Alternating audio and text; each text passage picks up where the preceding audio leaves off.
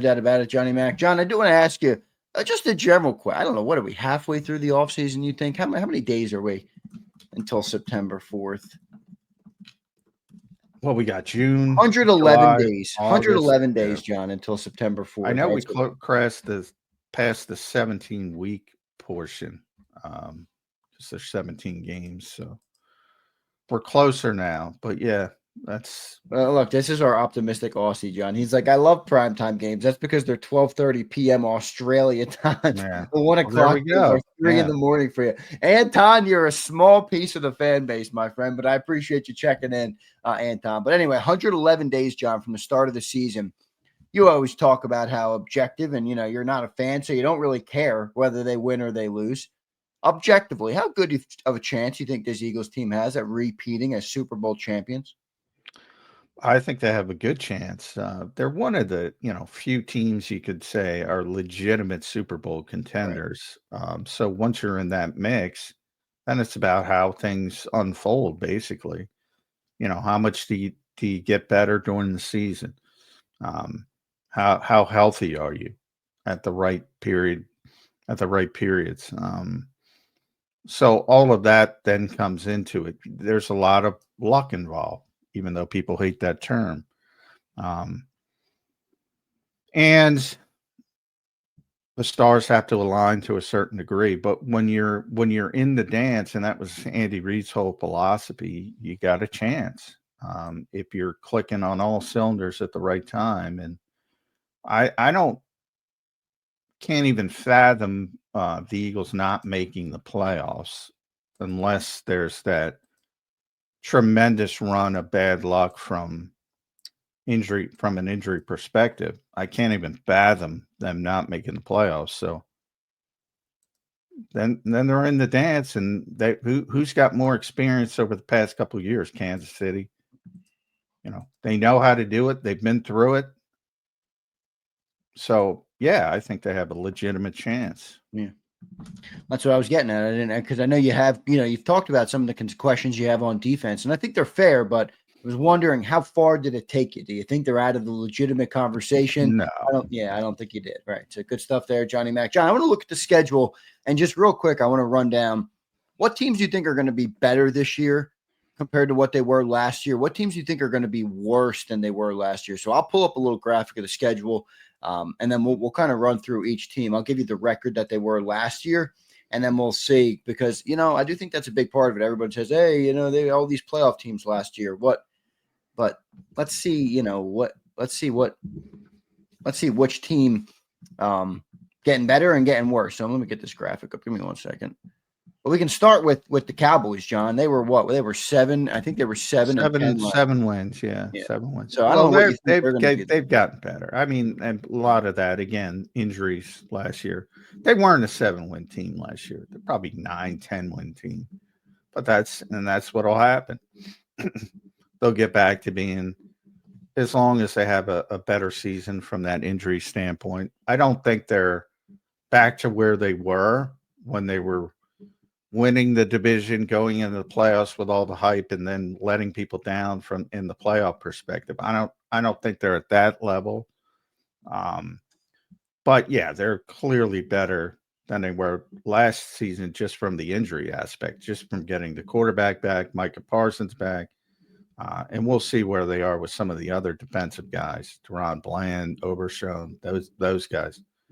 But yeah, and they're going to be better. They have a better defense. I don't think anybody knows about their head coach, but they have a better defensive coordinator. So they're going to be slightly better. Yeah, I agree with that. You got Chiefs week 2, John. I think they're going to be worse. They were 15-2. Right, yeah. They're descending. They're descending. I agree. And a lot of it, was their experience and whatever you want to call it, mojo. People often were beaten before they hit the field against Kansas City. All the reps are against all that stuff. Becomes a self-fulfilling prophecy until the Eagles showed up and said, you know what, we're much better than this team. Yeah. And they showed it. So they're descending. Still going to be a good team, don't get me wrong, but they're clearly I don't think they were. What they went 15? I don't think Yeah, they it's were amazing they 15. went 15-2 Yeah, last. I don't think they were 15. That was sort of smoke and mirrors, but yeah, they're worse. No doubt about it. Week 3, John, you got the Rams. They were 10-7 last year. I think they're taking a step forward this year. What say you? Yeah, they're getting better and better. Remember, they started off very poorly, and they were talking about trading Cooper Cup Stafford, at the that's trade right. deadline Mm. and all that stuff. And all of a sudden, they got hot. And ultimately, with hindsight, they were the toughest test for the Eagles in the playoffs. They're a good team. Told you what Lane Johnson and Jordan Mailata told me about that team. And that holds a lot of weight with me. They're an emerging team, and they might be the second best team in the NFC, behind the Eagles as we start this process. Yeah, I'm kind of with you on that. That's kind of the team that I've had as the one team that could that will be there at the end with us. We will see how they shake out. Stafford is getting old, but I think he's still got it, and that roster, in my opinion, is improved. John, week 4, you get the Buccaneers. Boy, the vaunted Buccaneers. They were 10-7 last year, John. They won the South. I think they're going to win it again, to be honest with you. But what do you think they'll be this year? Yeah, I think they're getting a little bit better. I don't look at them to the level I look at the Rams, but um, I do think, they have a nice situation down there as far as the quarterback is better than people think he is. The defense is always good because of the presence of Todd Bowles. So you're going to have at worst a representative defense. I think they're getting a little bit old at receiver when you talk about Mike Evans and Chris Godwin, all the injury issues with Chris Godwin as well. But they bring in the kid from Ohio State, so they've gotten a little bit better, and they have some better depth in case something happens to the older players again. They have a good offensive line. Like I mentioned, defensively, they're going to be solid. Hassan Reddick's down there, by the way. Yeah, And he and, and if Antoine Winfield Jr.'s healthy, or he wasn't healthy last year, he's one of the best defensive players in football. So, um, yeah, they're a good team. I think they're getting a little bit better. I'm with you on that. So 3 or 4 so far, we believe are getting better. Chiefs, we have going back a little bit. John, week 5, Broncos, they were 10-7 last year. Now, I think on paper, John, they're going to get better. I don't know if their record's going to get better because they're in the AFC West over there. I don't know. You tell me. They were 10-7 last year, third in the AFC West. What do you think of the Broncos this year? Yeah, I thought it was interesting because um, Albert Breer does a story every year talking to the guys who put together the NFL schedule, and they went on record and said 2 teams were ascending, and they mentioned Denver and Chicago. I get it from Chicago because, um, you know, they got Ben Johnson and obviously the talent level of Caleb Williams. But with the Broncos, boy, I think people are skipping steps. I mean, Bo Nix is better than any of us thought he was going to be as a rookie, but there's going to be adjustments. We talked about it with CJ Stroud. We talk about potentially with Jaden Daniels in year 2. It's not that I think they're bad, but I just think people are skipping steps. So I'm gonna say push on them. They're gonna be good, but I don't think they're gonna concern people. Um, and part of it, the reputation of Sean Payton, I guess, as well. But I think people are skipping steps with them. And John, I'm just not that high on Bo Nix. yeah, I agree. I mean, neither. I watched them play at Auburn. Giants, John, you got them week 6. They're also week 8, but they were 3-14 last year. What do you think they're going to be this year? Oh, they're better. They're clearly better. But again, they got a long way to go. But it's tough to be worse than they were last year. And they're going to have competency at the quarterback position. So right there, they're better. Because Russell can line up as a professional. And they necessarily didn't have that last year. So they're going to be clearly better. You think he's going to start the whole year, Joe? No, I don't either. they're gonna be out of the playoff hunt by midseason, realistically, and at that point they'll say, "All right, let's get the young kid on the field." That's my guess. What happens? I'm with you on that. Vikings, John, 2024 record. My internet's not working now. For 14. There were 14 wins. Yeah. I don't think there's like 14. They ain't getting 14 wins with JJ McCarthy. Nah, 14-3 they were last year. Second in the North behind the Lions. Were 15-2. Holy moly. Vikings, what do you think they'll be this year? Again, good team. So much. Maybe the most uncertain team of all because of the uncertainty at the quarterback position. I'll tell you this. I mean, a lot of Caleb Williams talk. Part of the Caleb Williams book and Seth Wickersham is he wanted to play in Minnesota to be around Kevin O'Connell. Everybody wants to work with Kevin O'Connell. So there's got to be something to that. But he's going to be able to prove it this year with JJ McCarthy. I mean, they have a chance to be really good, really good.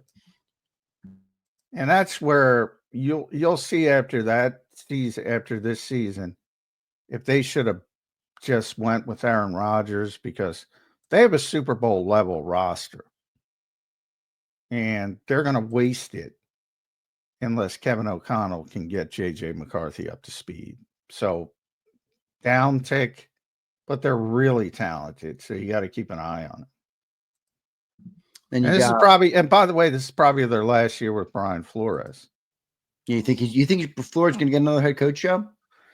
Boy, if he keeps performing like he does, there's some other issues there. He sued the league and all that. Yeah, so I mean, you sue the league. You know, I just don't know if that's going to bode well. But hey, I think he deserves it. I do. I think he deserves it. Well, on from a coaching perspective, he definitely deserves it. It's harder for defensive guys, but I mean, he took over that team very similar to Vic Fangio, and they were one of the worst defenses I've ever seen, and he turned them into one of the best defenses in 1 year.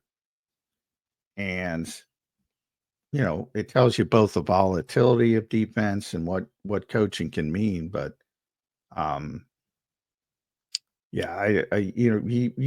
that's my point where I don't want to sign a 40-year-old guy either. And I get it from the analytics standpoint. You want the young quarterback on the rookie deal. But at some point, you got to lessen need the thing. And you're only going to have this short shelf life in theory with that roster and Brian Flores. And you're not going to go for it? That's a bold decision. I'm with you on that, man. It's an interesting one. Maybe JJ McCarthy looks like a stud at camp. Maybe. I don't know. I'm not buying it either, though. I'm with you. All right, so that's through Giants week 8. So we've already done them, but most teams there we have getting a little bit better this year with already on top of a good schedule outside of the Chiefs. We kind of and the Vikings. We predicted most others to get better. John, let's go to. Post bye, you have the Packers. They were 11-6 last year in that tough NFC North. What do you think of the Packers this year? They're a tough one for me to gauge. Yeah, I'm going to go push on them. They were a disappointment to me last year. I thought they were going to take a bigger step forward. A lot of it had to do with, uneven play. They gotta get some more discipline in the game of Jordan Love. And, they're good, and they were good last year, but they're probably not going to be good enough. So they're going to be right in the range of what they were, and they couldn't beat the Eagles last year, but now the Eagles have come back to the pack a little bit. So difficult place to play, but to me, they're a push. They're not going up. They're not going down unless they can figure out how to get the quarterback more consistent. Yeah, I'm with you on that. John, Lions, then week 11. That's that Sunday night football game. That's going to be a good one. They were 15-2 last year. I'm going backwards on the Lions. Yeah, they're going back. I mean, it's hard to replace both coordinators right away. So, but backwards from 15-2, you could be 13-3. So, I mean, to me, they're still right there with the most talented teams in football. But I'm concerned about you're not going to be able to replace Ben Johnson. You're just not. And Aaron Glenn is also head coach now with the Jets. Did a very good job under difficult circumstances, but their defense wasn't very good because of injuries down the stretch. But now you're saying John Morton go be Ben Johnson and Kelvin Shepard go be Aaron Glenn. That's difficult. Right. And so they're going to win a lot of games because they just have better players, but they're going backwards from 15-2. I'm with you. I agree with that 100%. John, next up, Cowboys. We already did them. Let's go to the Bears. They were 5-12. We're going to talk about the Bears a little bit later on with that Caleb Williams piece that came out or the book that's coming out from Seth Wickersham. John, they were 5-12 last year. What do you see here with them? Yeah, same thing with the Giants. They're getting better, so they're going to be a little bit better. And Ben Johnson's going to be a huge upgrade, I think, as the head coach. And we'll see how he handles the entirety of his job. But he's certainly going to be better for the quarterback. And we'll see if the defense takes a regression. So they're better, but I don't think they're going to be a contender or anything of that nature, but slightly better. Any chance you think they unseat the Packers for that third spot in the North? I don't think so. I don't think so. Yeah, we'll see what happens. I think they have a slight chance, but I think that would be more likely to be honest, because I think there was a wide range for Minnesota. Like they could win 13 games and they could win 6 games. I know, it's so true. Yeah, I'm with you on that. Well, look, after reading that article or reading some of that stuff that came out yesterday, I'm like, boy, Ben Johnson, you got a big task in front of you, my friend, and it's a lot more than just coaching the football team. John, let's move into the Chargers. All right, they were 11-6 last year. I think they're getting a little bit better under Harbaugh. What do you see with the Chargers this year? 11-6 last year in the West, AFC West. Well, that's a lot of wins, so I'm going to go push with them as well. I like Jim Harbaugh as a coach, but he's very conservative, and they have a quarterback that probably you shouldn't be as that conservative with. But they'll go heavy run game, and they'll try to win in more of an old school fashion. So I think that takes down some of the ceiling. But they're a good team, second best team probably. And who knows if Kansas City, they could push Kansas City both in an 11-win type of situation. Who knows? They might even win the division, but good team, not great team, I would say. I'm with you. Raiders next, John. They were 4-13 last year. I don't know what they're going to be. I think they're going to be a little bit better just because they got Geno, they got Chip Kelly. They got Smith. They got Ashton Genty. Yeah, they got some guys. I mean, yeah. Well, everybody's got some guys. We talk about that all the time. Yeah, I mean, and now they have a quarterback who can run an offense. So they're clearly getting better. And again, this is what the NFL does. You push the bad teams up. You push the good teams down. That's what they're doing. They also have Devin White, by the way, the Raiders. So look out. Johnny Mac liking the Raiders now. I'm just kidding. I'm sure. Commanders 12-5 last year, John. I don't know. This is a push for me. What do you got? I think they're getting a little bit better. But it's one of those situations where I've said they might be better, but it might not show up in the record. Because people are so hyper focused on stats and this and that. Obviously, NFC East, NFC North, NFC East, AFC West. We talk about the schedule. Everybody's got to play all these other good teams. Maybe the record comes down. I think the record's going to come down for the Eagles. Maybe the record comes down for them a little bit, but they're getting better. So I have them in that type of situation. Yeah, I could see that as well. But any better record wise, that means you'd have them first in the NFC East, which you. Well, that's part of the problem. I mean, right now with the history of this division, Washington might win the division and not be the better team. That's possible. I don't think Washington's winning the division. I'm sticking with the Birds, John. You and Celia both taking Washington's killing me. Well, we're 21 years. That's why. 21 years, and they got to play the Rams, the Bucks, and the Bills. And, whoever Washington gets in the second place slot. Those 3 games, if you're generally talking, last year it was 2 games. You're generally talking 1 game that can spin it. And those 3 games could be the difference, and have been the difference in these 21 years where teams win the division and then take a step back. Yeah. What goes up must come down. All good things must come to an end, John. Bird's going to repeat for the first time since, 04 or 05? 04? Yeah, something like that. 04, yeah. All right, last one, John. Bills, they were 13-4 last year. I think they're right there. I think they're going to be the same thing again, maybe even a little bit better. It's hard to go up from that record, but again, record-wise, I don't think the Bills are as good as people think they are. And Josh Allen is. That's for damn sure. Josh Allen is, yeah. But overall, I think, we talked about some of the more talented teams. Like Detroit's got more talent. Minnesota's got more talent. The Rams have more talent. Yeah, but those are all NFC teams, so they're going to be able to, they don't have to deal with them. Well, that's what I mean. What we're talking about records. They get to play in the AFC East, man. If they show up, they're 6-0. I know. So that to me is a big difference. But so overall, I think they're not as good as some people project them to be, other than not that they're not a good team. They are a good team. I just, think they have some obvious holes. And the quarterback patches up a lot of them. Don't get me wrong, but yeah, they're going to win their division and be one of the top teams in the NFL because of their division. Yeah, I could see that. Good stuff there, John. It's interesting, the AFC.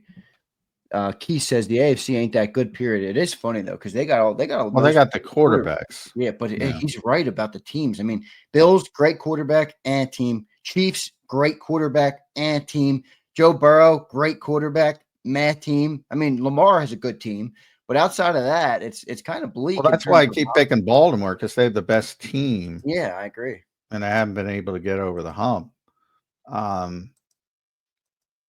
Yeah, it's quarterback driven. Everything is quarterback driven. How many times have we had that? Who do you hold accountable then for the Ravens not getting over the hump? Because I agree with you. I think they had the best team. Well, last year it was Mark Andrews. You're previously, and who knows? They go to overtime, they might lose the game anyway. But you're counting on one of your best players to, make a play in a big situation. He doesn't make the play. I mean, what are you going to do? You have to look at each contextual game. Like everybody says, Lamar doesn't perform in the playoffs. He's actually had some really good games in the playoffs recently.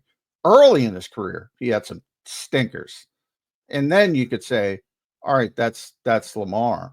Recently, he's had some really good games, and the other guys have let them down. So you have to look at each loss contextually. But people have a very difficult time doing that. They just go to quarterback. Yep. And it's ironic because if you think about the nature of professional football, I mean, quarterbacks don't play each other. Josh Allen doesn't play against Lamar Jackson and vice versa. They don't play against. They're not on the field against each other ever. They're only on the field 40% of the time.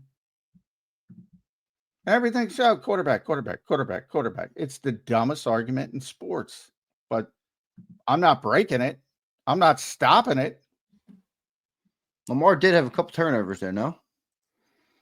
Well, that's like saying Jalen Hurts had one unforced error in Super Bowl 57 and lost. I bring that up all the time. Well, he had an unforced error, but I mean, there was a bad punt. There was blown coverages. Yeah, but no, it's a game of inches, though. It's a game of inches. I mean, you give away a turnover, a pick six, or whatever, or fumble recovery for the 6. I mean, that can make the difference. Well, of course, it can make the difference if you're. But if you if you drop on any unforced error, and these morons who think I hate Jalen Hurts, turn up the volume. You do not hate Jalen Hurts. I don't think anybody. These morons that say a play in the second quarter of a game where you had so many opportunities in the second half to make a play, is an unforced error good? No, it's never good. But overall, that's one of the best games he ever played. And he played better in Super Bowl 57 than Super Bowl 59 overall. It is just broken. And that's why bringing up Lamar Jackson versus, Josh Allen, because they both haven't won a Super Bowl. Is it Josh Allen's fault that Sean McDermott can't navigate 13 fucking seconds on the clock? Did he elevate his team that day? That game is still seared in my head, John. That game. I mean, but once the game is, Josh Allen can't get over the hump. Give me a fucking break. They're not even on the field. Like I said, you have offense, you have defense, you have special teams. In an average game, you get 60 offensive plays, 60 defensive plays, 20 on special teams. That's 140. The quarterback's on the field for 60 of them. And you boil it all down. That's why I completely shut down. But Lamar did have, I think, if people are saying he had 3 turnovers. Now, I don't remember exactly, so you didn't have to correct me, but 3 turnovers that all led to points for Buffalo? I mean, John, that's the game. There you go. That's it. What? That's the game. Well, why were they in the game and in a position to tie the game at least? And who knows if they go on to win the game? Why were they in the game? Well, they could have sealed it earlier and not put it in Mark Andrews' hands at the end if he didn't turn the ball over so many times. Well, it's again, if you want to make excuses for everybody else on the field and boil it down to the quarterback, feel free. Oh no, I don't think I'm Mark Andrews and out, but I do think 3 turnovers. Mark Andrews is a Pro Bowl level player. It's like when Saquon dropped the ball against it. Who was it? Atlanta. What game was that? You had these weirdos. Oh, that's a bad play call. It's a fucking perfect play call. You fooled the defense. He's wide open, your best player. It's a perfect pass. And he dropped the fucking football. You want to blame everybody else.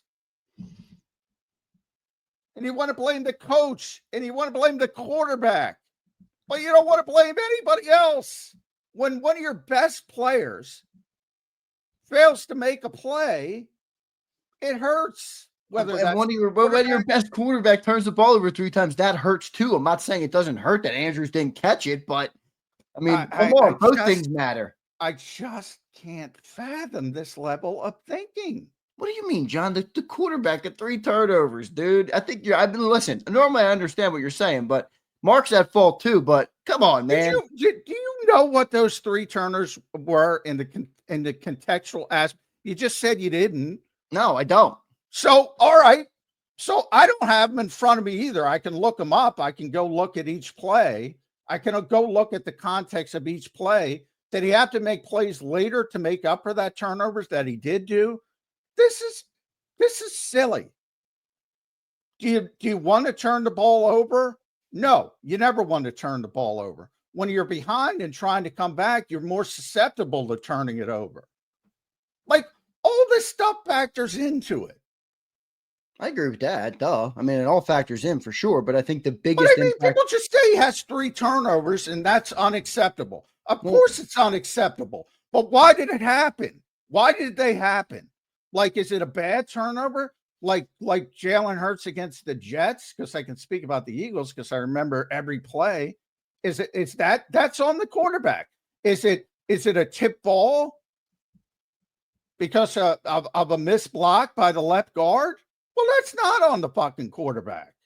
Is it because quarterbacks, remember, if there's a mishandling of at the mesh point, that gets on the quarterback's resume. That's a turnover for the quarterback. Even if the running back bucks it up, that's a turnover on the quarterback. So you can't just say without the context, oh, and maybe it's all his fault. But I know then how many fucking wins have they had over the years? Like, it's just nuts to me how people all default to a guy who's on the field for 40% of a football game. And that's the old adage. And again, quarterbacks know it. They know they're going to get more credit when they win, and they're going to get more blame than they deserve when they lose. They know it. It's part of the job, but it doesn't make it right. It doesn't mean you shouldn't open up your mind and say, you know what? Maybe some of the other guys are involved. Well, no shit, John. It's a team game. Say no shit. You say no shit. No, but nobody acts like that. If Mark Andrews makes that catch and they win that game, the game would have ended, and I'd still say, boy, Lamar Jackson can't have 3 turnovers in a playoff game. That's gonna bite you in the butt. No, you would have moved on to the next game. And then whatever they did in the next game, just they would have won the game, so it doesn't fucking matter. That's what would have happened. Oh, BS, John. 3 turnovers in a playoff game, whether you win or lose, is not a good way to go about it. On one sentence, you say no shit, and then in the next sentence, you ignore it. Well, no, because there's a weighted scale, John. If the guy who touches the ball every play has 3 turnovers, you're going to significantly decrease your chances. Guy doesn't. I just explained the guy doesn't touch the ball every fucking play. He plays 40% of the game. He's not even on the field for the 60 defensive plays. So you're gonna tell me that the Mark Andrews drop was more important than 3 turnovers from the quarterback? What I'm telling you is I don't even have the turnovers in front of me. What I'm telling you is the context of the game. What I know is they were in the game and they had a chance to win the game. Didn't even, if they tie the game, there's no guarantee they're going to win the game. I'm not saying they're going to win the game, but they had a chance and they put the football in the hands of one of their best players in franchise history. And I had a chance to extend the game. And again, who knows what happens there? Similar to Josh Allen when I talk about the 13 seconds. Well, Josh Allen gets the same shit. He can't win Super Bowls. Well, he had his fucking team in a position to go forward, and his fucking head coach is a fucking moron. Like there's I hear what you're saying. I guarantee you this, John. I guarantee when Lamar Jackson sat in his booth after that game, he didn't think, damn, I wish Mark Andrews caught that ball. I bet you he said, I wish I never even got our team in that position by not turning the ball over to get to that. Well, I'm sure he did. That's sure what great players think. Yeah, but they definitely do. And I'm not saying he wants to turn or it's good to turn the ball over, but I'm saying not all turnovers are created equal. I mean, people have to understand that. I mean, legitimately, as I point out, the most obvious is the tip ball or the mesh point stuff, where no matter what, it could be the running back, but the quarterback, it gets credited to the quarterback. And all they look at the end of the day is the black and white number of, oh, this is a turnover. Now, Jalen Hurts against the Jets, the game is over. If you just run the football, that's a bad turnover. Even if you look at the Seattle game in 2023, when he went off script, that wasn't necessary. That was more poor execution than anything else. But, I going into the Super Bowl last year, I said, what should the Eagles do against Steve Spagnuolo's blitzes? What should they do? Forget the fucking hot routes. Just run go routes. That's what he did against Seattle. He didn't execute it. Executed it really fucking well in the Super Bowl. There's all this context to this game. And the fact that you're not even on the field, there are more plays in an NFL game where a quarterback is not on the field than is on the field. And everybody boils it down to quarterback. It's insanity. Well, I don't think it's all boiled down to a quarterback, but you got to admit that they do have the biggest impact. I always say they have the biggest impact. Right. So, when you add in a couple turnovers, you're going to significantly decrease your margin. I think that decreased it more, but I understand what you're saying. If Mark makes the catch, you're right. All right, they win the game. Maybe we don't care, but Anyway, we move on. Let's get to some super chats. I want to get to our first commercial break. We'll have Caden Steele coming up at 9:20. Looking forward to talking to Caden here as well. Let's get to some supers. Appreciate everybody, by the way, who's in here watching on a Football Friday. Hope you all had a great week. Midway through May, everybody. We're moving right along. Season will be here before we know it. 111 days till the opener. Devin says, what's up, Devin? Hope you're doing well, brother. He says, week 16 to 18 is very poor scheduling. Even if these games mean something, all three teams will be running very vanilla offenses to not show other teams their hand, and all three games would be great. I happen to agree with Devin just in terms of why put all three of these games at the end, but who knows? I don't know. What do I know? John, what do you think? Well, yeah, the Buffalo game might not mean anything. I mean, in theory, the Commanders games, if everybody's as good as we think they're going to be, are going to be, at least the first one is going to be very meaningful. And certainly they're not going to be running vanilla offenses if they have to win that game to win the NFC East. So I would say, it's always a problem weeks 17 and 18 but look, if you earn the right to rest your players, I don't have a problem with anybody who rests their players. If they earn the right to be in that position, Godspeed. Does it buck some other team? Yeah. Well, then don't get in that position. So does that apply to the same thing we just argued? Don't get in that position. No. That was my point about Lamar. No, it doesn't apply at all. I'm talking about resting players. Yeah, but you're talking about getting. I'm saying if you clinch your division and you have 2 more regular season games to play, you're that's not apples to apples. That's apples. I understand it's not apples to apples, but hey, you don't get in that position where Mark Andrews doesn't need to drop a pass. You might be walking out of there with a win.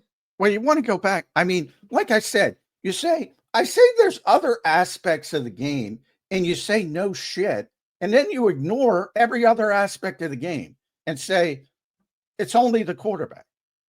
I didn't say it's only the quarterback. I said those turnovers had a bigger effect on the game than Mark Andrews' drop. Again, second quarter. If you're in second grade and you say the Eagles lost Super Bowl 57, what was the final score of Super Bowl 57? I had to look it up. 34-31 was it? I forget. Yeah, it's very close. So you can say with that second grade thinking that if Jalen Hurts doesn't have an 38-35, Jalen Hurts doesn't have an unforced error in the second quarter, the Eagles win the game because they took it in for a touchdown. And that's 6 points. Ended up being 7 points with the extra point. So if he doesn't make that play, the Eagles win 35-31. There's a stunning amount of people that believe that. Stunning amount. In the second quarter of a football game, when there's 35-40, I forget the timing, 35 to 40 minutes of football left to play, and every play affects the next play. Yeah. Well, so it doesn't unfold exactly the same way, but it certainly had an impact on the game. Sure. But the assumption that it was, and still people today say, well, no, he played better in Super Bowl 59 because they won. That's the only reason. Than he did in Super Bowl 57 because of the turnover. And if he didn't turn it over, the Eagles would have won that game. You don't know how many times I've gotten that argument. And it is embarrassingly childlike, as I said. Everything from that point forward is affected. Is it a negative play? Is it a negative situation for the Philadelphia Eagles? 100%. But they had multiple opportunities to go in a different direction.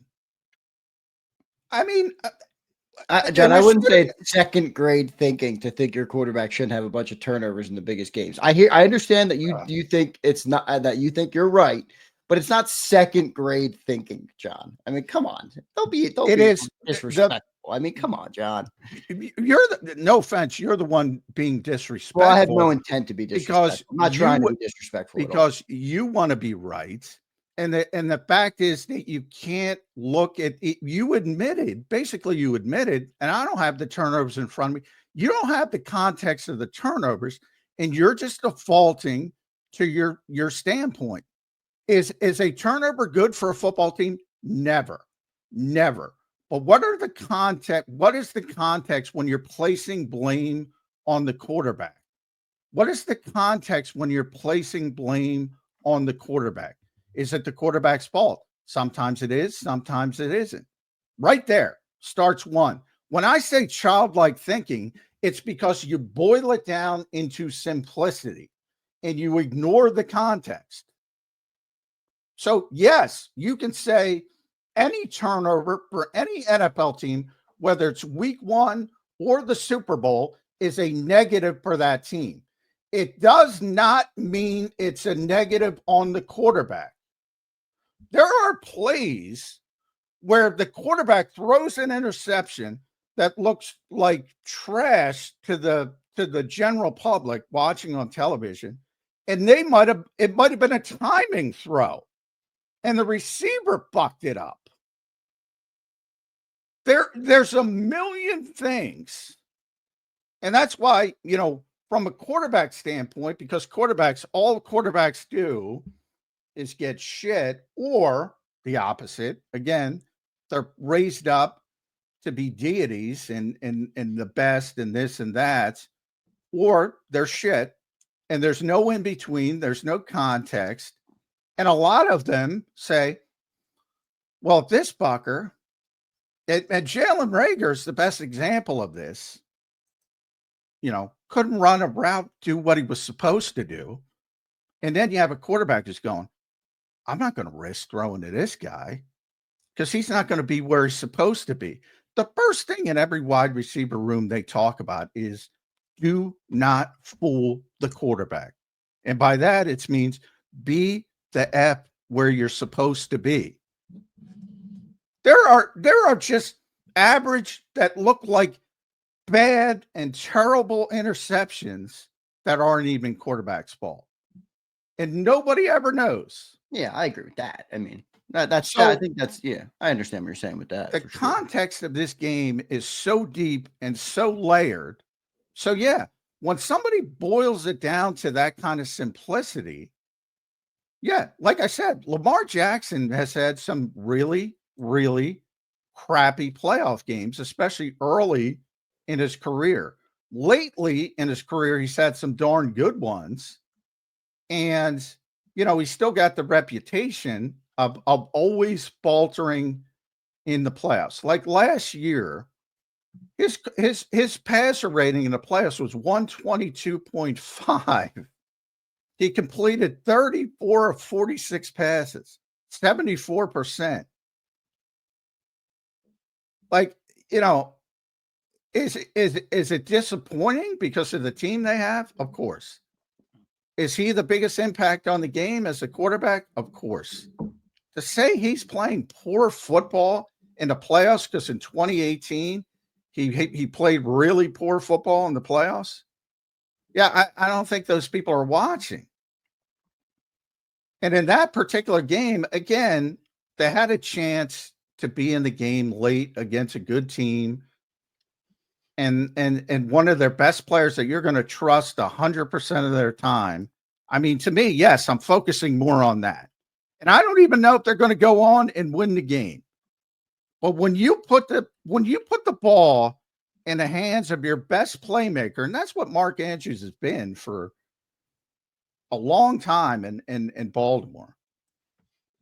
And you put the football in the hands of that guy, an all-pro player, and he doesn't make the play. Yeah, I mean, I'm going to focus more on that.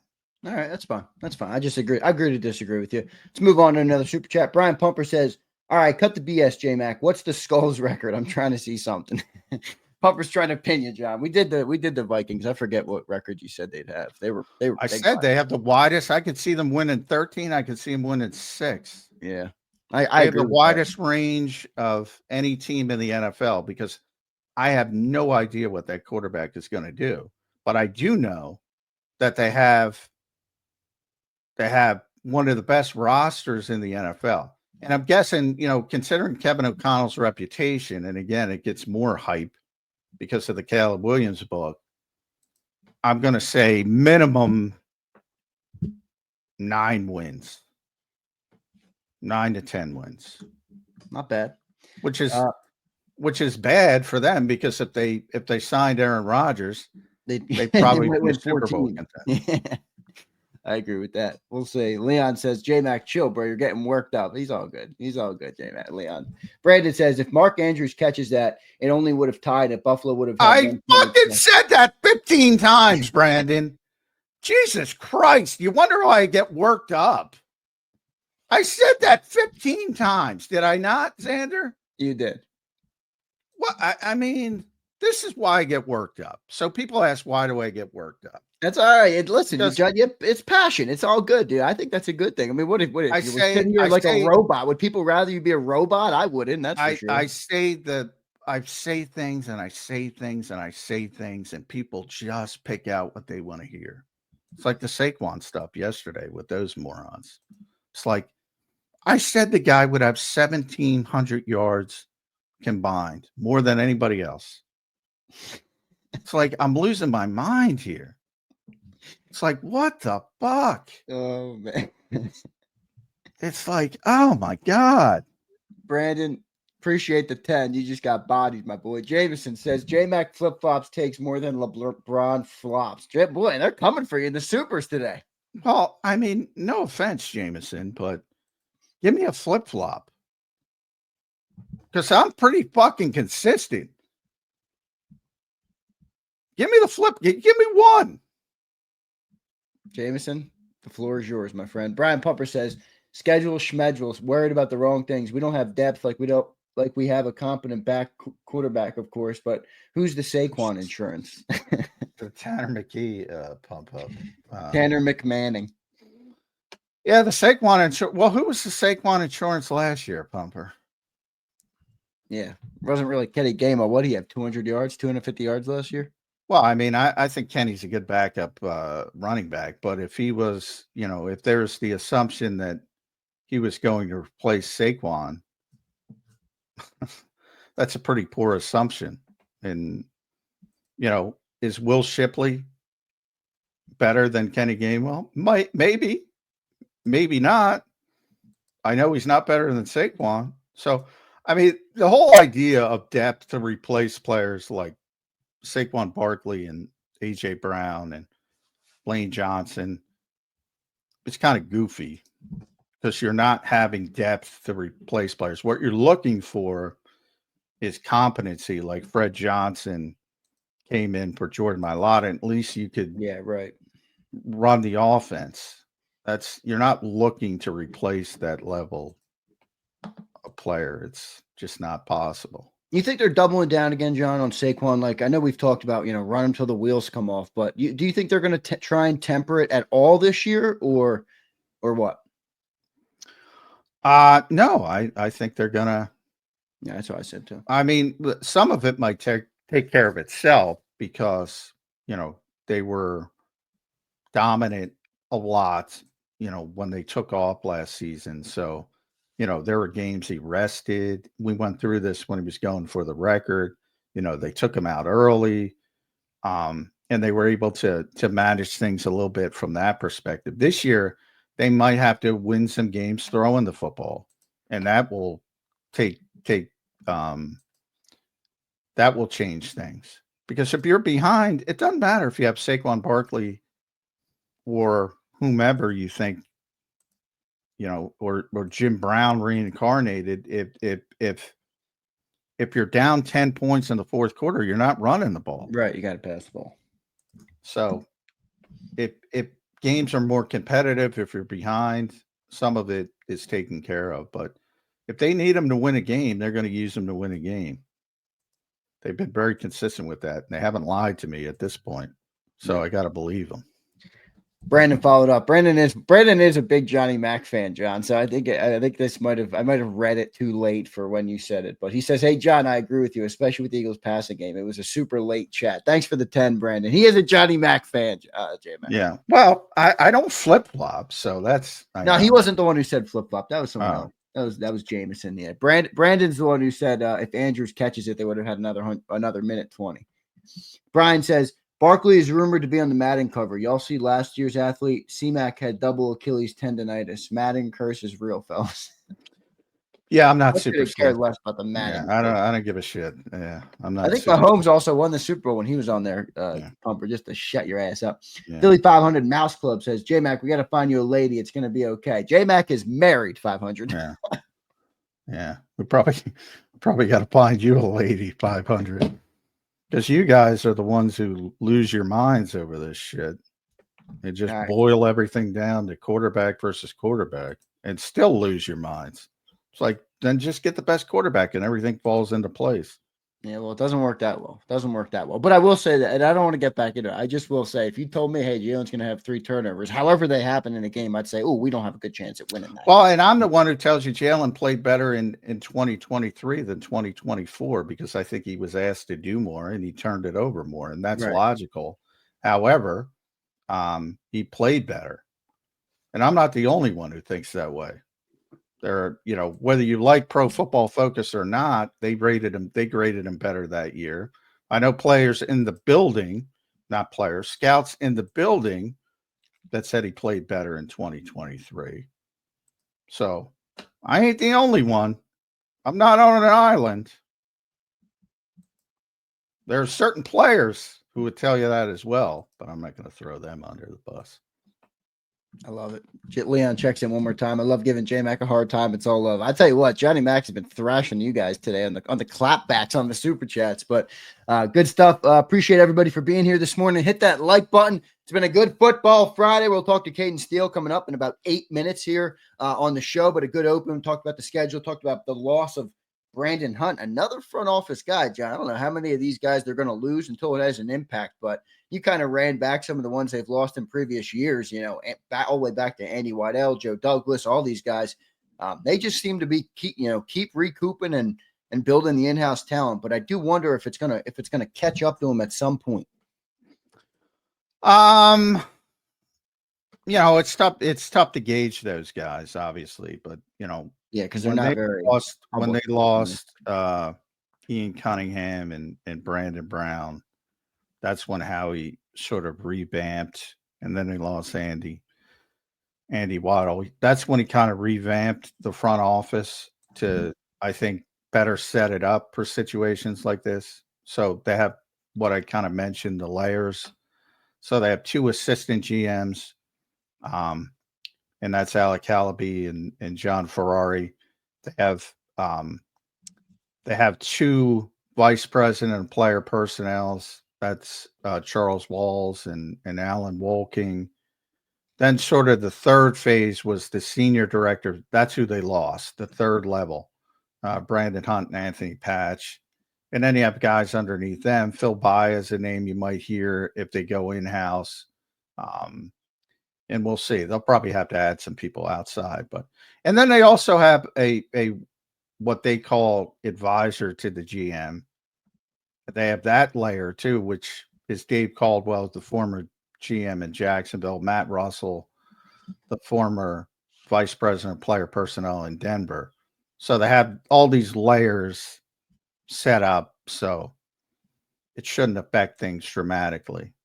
But yeah, I mean, Anthony was here for 23 years, and Brandon was only here for 3, but he was already getting GM jobs. And remember, that's to get GM interviews, not GM jobs. To get GM interviews from that third level, that tells you how, people look at the Eagles organization. So Howie set it up pretty well. But you also have to say, since he got here with Chuck Walls, I mean, over the past 3 years, they've, who's done a better job of roster building than the Eagles? So they're a big part of that as well. Yep, good stuff there. One more super chat. We'll get to our break, and then we'll get to Caden Steele coming up at 9:20. Looking forward to talking to Caden, see what he thinks of the I didn't know this about John, about Caden. I was looking into Caden. He went to Temple. I think he was in the journalism program more recently at Temple. So he's a younger guy on the beat, but I like to see that. I like to see that. He's Temple tough. Yeah, Temple tough, man. I like it. I like to see him getting some good. You have to be tough to go to Temple these days. Be careful out there. That's where I almost went, John. I almost went to Temple. I went to high school right near there, obviously St. Joe's Prep down at Girard Avenue. But I ended up not going to Temple, and sometimes I wish I did when I did go to Temple. Bird Gang says, a blind man listening to both Super Bowls will tell you Hurts played better in 22 than he did in 24. He probably did. I don't even think it's particularly close, to be honest. 22 is probably the best game I've ever seen. I think he played very well in both.